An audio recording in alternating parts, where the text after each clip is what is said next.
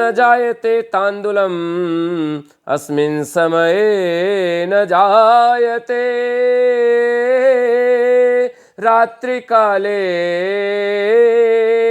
वर्तमान समये यकृतं दोषपूर्णं सजस्तवे। गायत्री साधना चैनल के इस चिकित्सा एपिसोड में आप सभी का बहुत बहुत स्वागत है। चिकित्सा एपिसोड में आज आयुर्वेद के माध्यम से हम जानेंगे कि महिलाओं के अंदर जो विभिन्न प्रकार की परेशानियां एक खून की कमी के कारण हो जाती हैं, उनका क्या कारण होता है और उनका निवारण किस तरीके से करना है। इस विषय में हम आज आयुर्वेदाचार्य, gold medallist doctor Rahul Chaturvedi ji Priyadarshi, जिन्हें हमारे राष्ट्रपति जी के चिकित्सक होने का सौभाग्य प्राप्त है, उनसे आज इस विषय में विशेष वार्ता करेंगे। आज गायत्री साधना चैनल के माध्यम से राहुल प्रियदर्शी जी से महिलाओं के विषय में जो उनके शरीर में होने वाली खून की कमी से उत्पन्न बहुत सारे रोग हो जाते हैं, उन रोगों के कारण और उनके निवारण के लिए जानेंगे। आप सभी जानते हैं कि आयुर्वेद हमारी प्राचीनतम संस्कृति में से एक है। चाहे एलोपैथी हो, नेचुरोपैथी हो या फिर होम्योपैथी हो, सभी आयुर्वेद के द्वारा ही बने हैं। तो आचार्य जी से आज हम महिलाओं के विषय में वार्ता करेंगे। आचार्य जी, आपका बहुत बहुत स्वागत है गायत्री साधना चैनल में। धन्यवाद। आचार्य जी, आज का जो हमारा मुख्य विषय है वो है महिलाओं के अंदर खून की कमी। महिलाएं घर परिवार में सभी का ध्यान रखती हैं, उसके बावजूद भी अच्छी डाइट भी लेती हैं, लेकिन फिर भी उनके शरीर में कहीं ना कहीं वो स्फूर्ति नहीं होती, वो ताकत नहीं होती। तो आज आयुर्वेद के माध्यम से आप बताइए कि महिलाओं को घर में ही किस प्रकार से आयुर्वेदिक औषधियां लेने के बाद उनका शरीर तंदुरुस्त रहे। नहीं, देखिए, सबसे पहले हमें ये नहीं देखना है कि महिलाएं खाती पीती रहती हैं, हष्ट पुष्ट रहने के लिए खाती हैं, फिर भी बीमार हैं। सवाल ये नहीं है। सवाल ये है, गायत्री साधना चैनल के थ्रू जो आप बताना चाह रहे हैं लोगों को, जो लोग पूछना चाहते हैं, उसके बीच का मैच्योर कम्युनिकेशन ये है कि महिलाएं खाती तो हैं, लेकिन वो एक फूड मैनेजमेंट के तहत काम नहीं करती। घर में सब कुछ मौजूद है, दूध है, घी है, बट हमें सबसे पहले ये जानना होगा कि ये हष्ट पुष्ट नहीं रहने का क्या कारण है और ये किस रोग से पीड़ित हो जाती हैं। तो हमें ये सबको कि हमें बताना है कि ये खाती पीती भी हैं, काम भी कर रही हैं, लगता है इनको कि हम एक्सरसाइज भी कर रहे हैं, बट ये ध्यान दे करके नहीं खाते पीते हैं। खाने पीने का इनका समय management, time management, food management कहीं भी कम्युनिकेट नहीं कर पाती, जिससे कि ये स्वस्थ रह पाए। अब एक सवाल पैदा होता है कि फिर ये बीमार ही क्यों रहती हैं। होता क्या है कि पुरुषों और महिलाओं में दो प्रकार की चीज़ें हैं। हार्मोन्स एक तो अलग अलग हो गए। पुरुष बाहर जाते हैं, घर के अन्य तरह के काम करते रहते हैं, शारीरिक काम भी होता है। महिलाओं के पास शारीरिक काम तो है, बट वो मैनेजमेंट के तरीके से नहीं है। क्यों नहीं है? कि शरीर में इनके खून की कमी अक्सर रहती है। अब क्या है, हमने भी अभी हम लोग डेली पेशेंट्स देखते रहते हैं। देश के कई कोनों में हमने कैंप्स लगाए हैं। भारत सरकार की जितनी भी मुहिम है उसको आगे बढ़ाते रहते हैं। हम देखते हैं कि अगर हमारे पास 100 पेशेंट हैं और 80 महिलाएं हैं, तो उसमें एक सर्वे के अनुसार 64 महिलाएं कुछ खास लक्षण हैं जिनसे वो पीड़ित हैं। जैसे सिर में चक्कर आना, शरीर में कभी कभी खुजली का होना, एक अलग तरह की घबराहट, शाम को दोपहर में काम करके थक गई, थकने के बाद लगता है आंख बंद कर लो, कोई बोले नहीं, नींद नहीं आ रही है बट सोने का मन करता है। अब परिस्थिति विकट हो गई तो चक्कर आ गए। आपने देखा होगा अक्सर नाखून महिलाओं के कुछ पानी लगने लगता है, कुछ ड्राइनेस होने लगता है, शरीर पीला पड़ने लगता है, चक्कर आने लगते हैं, पेट में गैस बहुतायत बनने लगती है, पीरियड की समस्या पैदा हो जाती है। अब चूँकि महिलाओं को जब पीरियड आएगा तो उसके साथ blood iron, plasma, RBC, red blood cells, ये शरीर से इतनी मात्रा में निकल जाते हैं कि जो शरीर में बना है वो महीने के एंड में ख़त्म हो गए। इससे शरीर में खून की कमी होने लगती है और महिलाएं डाइजेस्ट नहीं कर पाती है खाने को, तो स्वस्थ नहीं रह पाती हैं, इसलिए ये बीमारियां होती हैं जिसे हम एनीमिया भी बोलते हैं। जी, तो आचार्य जी इसका आयुर्वेद उपचार क्या है? बेसिकली हमें कि जो हम आयुर्वेदिक उपचार पूछें तो इससे पहले हमें एक फेज पे जाना होगा, हमें एक बैकग्राउंड में लौटना होगा कि ये प्रॉब्लम पैदा क्यों हुई। तो इसके लिए हमें सबसे पहले बॉडी सिस्टम को समझना होगा। बॉडी में सभी लोग जानते हैं, अनपढ़ बच्चा भी जानता है कि 98.4 डिग्री हमारे अंदर सेल्सियस बुखार रहता ही रहता है। बॉडी हमारी आई नो कि इसी टेम्परेचर पे काम करती है। तो स्वाभाविक है कि जब वो इस टेम्परेचर पे काम करती है तो शरीर के सारे पार्ट्स भी उसी टेम्परेचर पर काम करने के आदी हो जाते हैं, हैबिचुअल हो जाते हैं कि उन्हें वही टेम्परेचर चाहिए होता है। और अगर वो टेम्परेचर नहीं मिले तो पार्ट्स वर्किंग क्लोज करने लगते हैं, वर्किंग डिस्टरबेंस जोन में आ जाते हैं। जैसे एक कार है, अगर आप उसको डीजल डाल के कंटिन्यू चलाते रहेंगे तो एक समय ऐसा भी है कि उसे सर्विस करना होगा। बिना सर्विस के कार में अन्यत्र खराबियां आने लगती हैं। उसी प्रकार से शरीर में जब हम क्या करते हैं कि इस टेम्परेचर को मेंटेन करने के लिए हमें जीना होगा। जब टेम्परेचर मेंटेन हो जाएगा तो सारे पार्ट्स कंप्लीट काम करेंगे। जैसे लीवर, क्या होता है कि हम ज़्यादा ठंडा खा लेते हैं, बहुत गर्म खा लिया, कुल्फ़ी गर्मी से आए कुल्फ़ी ले ली हमने, और ठंडी में आए चाय पी लिया, तो क्या होगा कि वो टेम्परेचर पे सीधे अटैक करता है। जब अटैक करेगा तो अब यहाँ से एनीमिक होने की प्रक्रिया और बॉडी के सिस्टम की प्रक्रिया मैं इसलिए बताना चाहता हूँ कि साधना चैनल ने जो महिलाओं को जागरूक करने के लिए, और चूँकि इस चैनल की और आयुर्वेदा को सुनने वाली अधिकतर महिलाएं होती हैं, तो महिलाओं को मैं ऐसी लैंग्वेज में समझाना चाहता हूँ जो उनके माइंड को क्लिक करे। तो फिर क्या हुआ कि लीवर हमारा क्या काम करता है कि HB को पिगमेंटेट करता है। लीवर कभी भी खाना नहीं डाइजेस्ट करता है, ये समझने का विषय है। खाना डाइजेस्ट कौन करता है? जब लीवर हमारा रिएक्ट होता है, जब लीवर हमारा एक्शन में आता है तो लीवर से कुछ एंजाइम्स निकलते हैं, कुछ मिनरल्स ग्रो करता है लीवर, और उधर जब कंटिन्यू पार्ट्स में हमारे गॉल ब्लडर है जिसको पित्ताशय बोलते हैं, लीवर को यकृत बोलते हैं, तो पित्ताशय से भी कुछ एंजाइम्स निकलते हैं जो पित्त को नियंत्रित करने की क्रिया में काम करता है, राइट। तो लीवर और पित्ताशय, यकृत और पित्ताशय, गॉल ब्लैडर और लीवर से निकलने वाले जो मिनरल्स हैं आपस में मिलते हैं, तो उनके रिएक्शन में जो कुछ होता है वहाँ खाना डाइजेस्ट होता है, वहाँ से खाना के डाइजेशन की प्रक्रिया चालू होती है। बट हमारा जो लीवर है ये जब एंजाइम्स को, मिनरल्स को बनाएगा तो उसमें उधर मिनरल्स बनेंगे और इधर उसके रिएक्शन में HB जिसको बोलते हैं हीमोग्लोबिन, ये रक्त का एक बहुत महत्वपूर्ण तत्व है, राइट। अब समझिए, लीवर से जब ये HB चलता है तो ये धमनियों से होके हार्ट में जाता है। कहाँ जाता है? हार्ट में जाता है। हार्ट के बाद ये लंग्स में जाता है। अब यहाँ पे और बहनों को, माताओं को ध्यान देने का सब्जेक्ट है।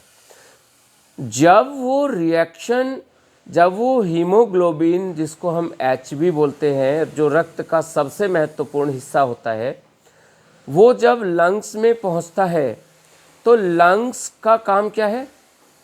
जैसे फुफ्फुस वगैरह हैं या लंग्स के जो पार्ट हैं, देखिए मेरा हाथ देखेंगे सब लोग, ये इस तरह रिएक्ट करता है एक अलग तरह की आवाज़ के साथ।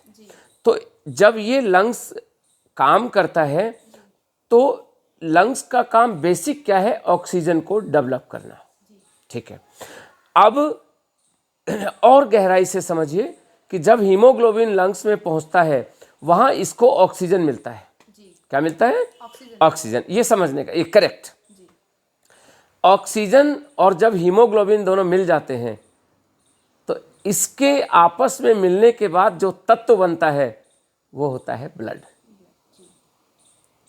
वो होता है रक्त। वो ब्लड वापस हार्ट में आके और जगह जगह डिस्ट्रीब्यूशन का काम करने लगता है।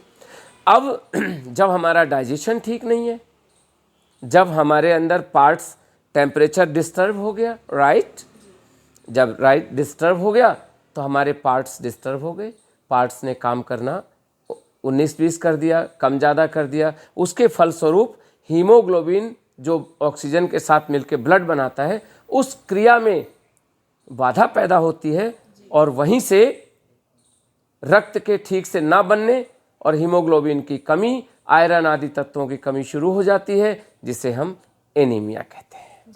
तो आचार्य जी, आप आयुर्वेद में इतने प्रकांड हैं, तो आप बताइए कि महिलाएं रसोई को पूरा संभालती हैं, तो क्या कुछ घरेलू उत्पादक भी ऐसे हैं जिन्हें लेकर के वो अपने शरीर को तंदुरुस्त बना सकती हैं?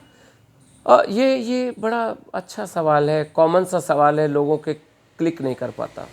कॉमन सवाल है। देखिए, आजकल सबसे पहले तो मैं ये भी बता दूं कि अगर आपकी रसोई पूरी तरह से एक आयुर्वेद का मेडिकल स्टोर है, केवल ज्ञान के अभाव में हम इसका पूरा लाभ नहीं उठा पाते हैं। बट हम आपको थोड़ा एनीमिया के विषय में, एक तो मैं ऐसी कुछ औषधियाँ आपको बताना चाहता हूँ जो हमारे व्यूवर्स हैं, और हमारे सभी व्यूवर्स से ये मैं कहना चाहूँगा कि कॉपी पेन उठा करके और इस पूरे वीडियो को बार बार बैक करके, अगर ये निकल जाता है मेरा वक्तव्य, तो इसको वीडियो को बार बार बैक करके लिखने की कोशिश करें। और ये देखिए कि मेरा पहला प्रयास ये रहता है कि घर में दवाई बन जाए, तो कोई बुराई नहीं है। तो मैं चाहूँगा कि व्यूवर्स सारे कॉपी पेन उठाएं और लिखें कि नंबर 1, हमारे यहाँ सबसे पहले हमें ध्यान देना होगा पालक की सब्जी पे। और चूँकि जो पालक की सब्जी है, ये पूरे वर्ल्ड में इस सब्जी में सबसे अधिक आयरन पाया जाता है। ये हीमोग्लोबिन मैनेजमेंट, ब्लड मैनेजमेंट का सबसे अच्छा स्रोत है। चूँकि हमारे यहाँ बॉडी में माइटोकॉन्ड्रिया और तिल्ली, जिसको हम जिगर बोल देते हैं, प्लीहा बोल देते हैं, यकृत आदि के क्रियाओं को मेंटेन करता है पालक। पालक का साग रोज़ खाएं बट पूरे दिन ना खाएं, ये भी एक सबसे बड़ी चीज़ है, क्योंकि गाड़ी अगर ओवरलोड हो गई तो मज़ा बिगड़ जाएगा। तो एक टाइम, अब देखिए मैं कुछ खाने की प्रक्रियाएं बता रहा हूं जिससे आपका आयरन भी अच्छा रहेगा, क्योंकि आयरन को, गाड़ी के ड्राइवर को मेंटेन करने के लिए गाड़ी के सभी पार्ट्स का सही होना उतना ही ज़रूरी है जितना हमारे जीवन में हर चीज़ को बैलेंस बनाना है। अब मैं एक रूटीन बताता हूं आपको, अगर आप उस रूटीन को फॉलो करें तो शरीर में आयरन की कमी हो ही नहीं सकती। आयरन के 7 स्रोतों को सर्च करें, या आप पत्तेदार 7 सब्जियां चुन लें। सोमवार, मंगलवार, बुधवार, बृहस्पतिवार, शुक्रवार, शनिवार, रविवार, सब दिन सवेरे नाश्ते में रोटी ना लें, ब्रेड ना लें, अलग अलग तरह की सब्जियां नाश्ते में लें। क्या बात है, देखिए समझने का विषय है। 11 बजे के आसपास, देखिए खाना उतना ज़रूरी है, बट ये नहीं कि डालते जाओ पेट में और आपको डाइजेस्ट ना हो पाए। उसके लिए भी ज़रूरी है कि हम समय को, खाने को समय दें बीच में, कि वो अपना काम पूरा कर सके। आपने साग खाया 7 दिन, 11 बजे आप कोई न कोई फ्रूट 7 दिन डेली बदल के खाएं। ये मैं इस वीडियो को ढंग से कोई नहीं सुन पाएगा तो अगले वीडियोज़ भी जो आएंगे साधना चैनल के, उन पे लोग सुन पाएंगे। ये रूटीन मैं हमेशा बताता हूँ, बड़े बड़े नेशनल चैनल्स पे प्रोग्राम देता हूँ, लोगों को लगता है कि हाँ ये बात सही है, तो व्यूज़ काफ़ी अच्छे आते हैं। और चूँकि साधना चैनल का जो प्रयास है, मैं इसको सराहता हूँ कि बहुत अच्छा प्रयास है। आप लोग बड़ी गंभीरता से स्पेशलाइज कर रहे हैं प्रोग्राम को। तो मैं ये बताना चाहूँगा कि 7 दिन अलग अलग बदल के फ्रूट खाएं, नारियल पानी और साग का सूप सब्जी जब आप बनाते हैं, जैसे कच्ची सब्जियां आपने काट ली, तो आप सब्जी को अच्छे से धो लें। सबसे पहले उसमें जितनी सब्जी है उसका 2 गुना पानी रखते हैं। और आजकल वो जैसे चावल छानने वाले परात टाइप के आते हैं ना, ऐसे ही आजकल काफ़ी कुकर्स आ रहे हैं, तो उसमें कच्चा डाल दें, उसको उबालें तो नीचे सारा सूप आ जाएगा, आपको मेहनत नहीं करना है। जो बचती हैं सब्जियां उसकी सब्जी बना लीजिए, सूप को आप खाने से 1 घंटा पहले पी लीजिए। फिर रोटी कम खाएं, दाल सब्जी ज़्यादा खाएं लंच में। 2 बजे के आसपास आपका लंच हो गया। शाम को 4-5 बजे के आसपास थोड़ा और ध्यान दें, मखाने को बिना घी के भून के खाएं, इससे आपके आयरन की कमी पूरी होगी। शाम को 7 बजे के आसपास आप क्या करें, रोटी 1 खाएं, ज़्यादा ना खाएं, बट इसमें दाल सब्जी की मात्रा ज़्यादा कर लें। तो उससे क्या होगा, शाम को 3-4 घंटे का मौका और दीजिए डाइजेशन के लिए। रात में थोड़ा हल्दी वाला दूध, ज़्यादा नहीं। मैंने ये सारी चीज़ें जो आपको बताई हैं, इसका मतलब ये नहीं कि आप इसको दिन भर रगड़ते जाओ। आनंद उसी में है कि हर चीज़ की एक समय सीमा होती है, और उस समय सीमा के आधार पे खाने को भी मौका दीजिए। 2 डाइट के बीच में 3 घंटे का 2 घंटे का फ़र्क जरूर दें, जिससे कि पहली डाइट डाइजेस्ट हो जाए तो दूसरी डाइट जाके उसके ऊपर बूस्टअप का काम करती है। तो हमको घर में रसोई में इतनी सारी चीज़ें हैं। इसके बाद मैं ये भी एक चाहता हूँ कि ये तो आपके डेली रूटीन की है, बट अलग से भी मार्केट में सार्वजनिक तौर पर भारत सरकार की कुछ औषधियाँ हैं आयुर्वेद की, जो आप नॉर्मली ले सकते हैं। बट ये जो औषधि मैं 1-2 ही इसलिए बताऊंगा, नहीं तो आप लोग मार्केट की औषधियों पे निर्भर हो जाएंगे, फ़ायदा कुछ नहीं होगा। घर में जो आप रखेंगे वो स्थायी हो जाएगी। इसमें बस लौह आसव एक दवाई बताऊंगा, जो पूरे इंडिया में लगभग 99%, 99.99% मेडिकल स्टोर और आयुर्वेदिक स्टोर, अंग्रेजी स्टोर सब पे मिलती है।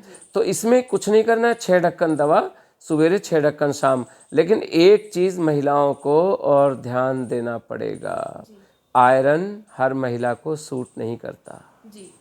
ये बहुत महत्वपूर्ण बात है। आयरन खाने पे दस्त लग जाएंगे, उल्टी आने लगेगी, तो इसके लिए बाहर की दवाई पे प्रेफर ना करें। जो घर में अगर आप मैनेजमेंट करते हैं तो वो आपके लिए ज़्यादा फायदेमंद है, वो नेचुरल होगा ना। आचार्य, जैसे आपने बताया कि मतलब पालक की सब्जी है, तो हमें आयरन को भी एक बैलेंस डाइट करके ही लेना है। हाँ जी।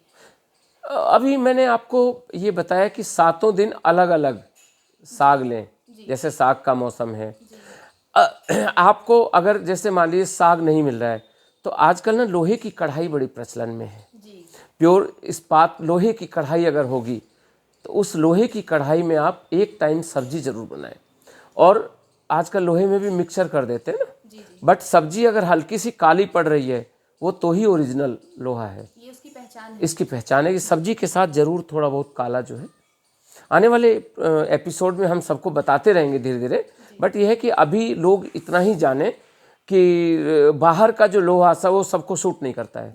तो मेरी चेतावनी भी है, और जिसको सूट कर गया कोई बात नहीं, लेकिन घर की जो चीज़ें हैं वो आपके, चूँकि बाहर की जो दवा है वो प्रोसेस्ड है, जाने कितने हाथों से गुजरी है, जो प्रक्रिया वो बना रहे हैं, जिस प्रक्रिया से वो आपको सूट करती है नहीं करती, बट घर की चीज़ तो आपको अपने हाथ से बनाई हुई है, इसलिए अपना हाथ जगन्नाथ।